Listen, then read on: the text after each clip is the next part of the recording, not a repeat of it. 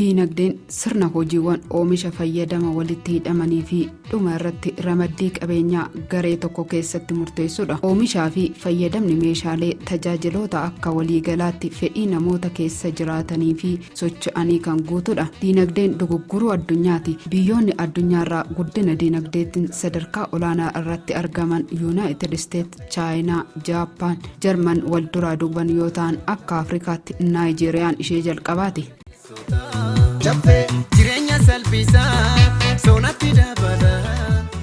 Gara biyya keenyatti yoo dhufnu Itoophiyaan sadarkaa 24ffaa irratti argamti. Diinagdeen Itoophiyaa qonna irratti hundaa'a. Bunni sharafa alaa kan argatu isa jalqabaati. Oomishaaleen alergii biroo caatii, gogaa, sanyii zayitaa fi warqee kan dabalatudha.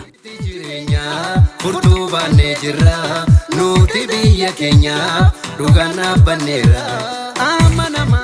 Kanuma bu'uureeffachuun waldaan dargaggoota caffee hojii gamtaa waliigalaa diinagdee Itoophiyaa ilaalcha keessa galchuun hojiitti seene. Waldaan dargaggoota caffee hojii gamtaa waliigalaa bara 2012 akka lakkoofsa Itoophiyaatti miseensa 150 qabatee kan hundaa'e yoo ta'u, kaayyoon isaa rakkoolee bu'uura biyyattii furuu, hojii dhabdummaa hir'isuu akkasumas dargaggoota diinagdeedhaan of danda'anii jiraatan uumuu fi ijaarsa mana jireenyaa waliin ijaaranii rakkoo dhabiinsa mana jireenyaatiin adda bahuudha. Waldaan dargaggoota caffee hojii gamtaa waliigalaa labsii 985/2009 irratti kan hundaa'ee bu'uureffame yoo ta'u, miseensota walitti qabuun magaalaa fi baadiyyaatti oomisha irratti akka murtoo miseensatti kan hojjetudha jedhee hojiitti kan gale yoo ta'u, tartiibuma karooratiin hojjechuu eegale. Dameelee iddoo garagaraatti hundeessuudhaan babal'isuun miseensota hojii dhabeeyyii ta'anis hojiitti galche. Oomishaalee garagaraa qonnaan bulaa irraa bituudhaan gabaaf dhiyeessuu akkasumas loon, re'ee fi hoolaa horsiisuun gabaaf dhiyeessuun hojii isaa itti fufe. Adeemsuma keessa baarii fi reesturaantii banuun miseensaaf carraa hojii uume. Kana malees mana kuusaa midhaanii fi baaburaa banuun hojii diinagdee cimse. Miseensaafis ta'ee miti miseensaaf gatii madaalawaa ta'een oomisha dhiyeessuun abbaa galataas ta'e. Hojii waldichaa cimsuun ittuma fufe. Damee 35ffaa irra ga'e. Sana duras mana kuusaa midhaanii godina Shawaa Kibba Lixaa aanaa Qarsaa Maallimaa magaalaa Leemman irratti bane. Dabalataanis godina Shawaa Lixaa magaalaa Ambootti oolmaa daa'immanii fi giddugala gabaa kan banee fi akkasumas hoolota irratti caffee Ikoo Riizoortii kan jedhamu ijaaruuf karoora qabatee hojii isaa babal'isuun miseensotaafis carraa hojii uumuu irratti argama. Waldaan dargaggoota caffee hojii gamtaa waliigalaa ciminaa fi sochii isaa irratti hundaa'uudhaan turtii waggaa 3 keessatti waldaalee 100 fi 6,000 keessaa waldaalee waggaa 30 ol lakkoofsisee dursuun tokkoffaa ba'e. Gaafa guyyaa 10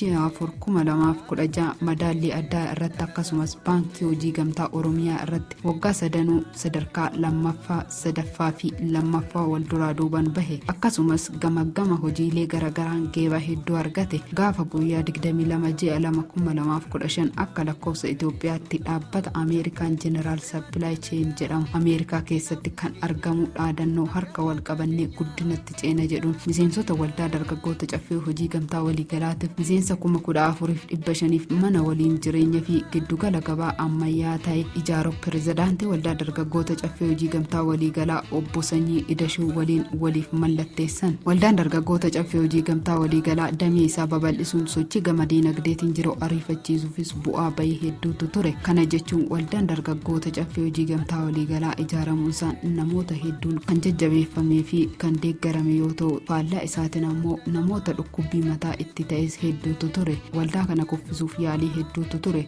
Haa ta'u malee pirezidaantii waldichaa obbo Sanyii Idashuu bu'aa bahii hedduu akka dhufaatii isaatti simachuun dadhabe nuffe osoo hin jedhin waldaatti dugda galagalchuun yookiin harka irraa kaafachuun karoora diinota keenyaa milkeessuudha waan ta'eef nuti diinaaf qalbii hin ergisnu jechuun hojii isaanii cimsuun diinota waldichaa gatanii darbuu faajjii waldichaa akka ol ka'ee mul'atutti hojjetan. Ammas abjuun diinotaa hundi harkaa fashalaa'e buna sharafa biyya keessaa eeyyama baasuun dhiyeessuu jalqabe. Waldaan dargaggoota caffee hojii gamtaa waliigalaa gama bulchiinsa gaariitiinis cimaa fi fakkeenyummaa gaarii kan qabu yoo ta'u, hubannoo miseensota haaraafis ta'e dhimmoota garagaraan wal qabate guyyaan abbaa dhimmaa torbee keessaa gaafa Kibxataa fi Kamisaa biiroo muummitti keessummeessuun miseensotaa fi maamiltoota tajaajilaa jira. Yeroo ammaa kana waldaan dargaggoota caffee hojii gamtaa waliigalaa hojii diinagdee iddoo garagaraatti babal'isuun dargaggootaaf hojii uumuu fi hojjechuu irratti argama. Haaluma kanaan dargaggoota 200 oliif carraa hojii uumuun hojiitti bobbaase. Dargaggoonni carraan hojii uumameefis erga gara hojii waldichi uumeef dhufanii as akka jijjiirama jireenya isaanii irratti agarsiisan kan mul'isa.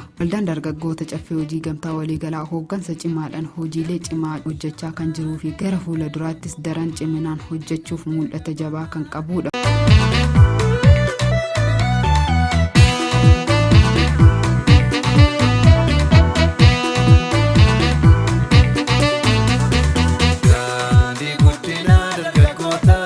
Cafe, cafe, cafe.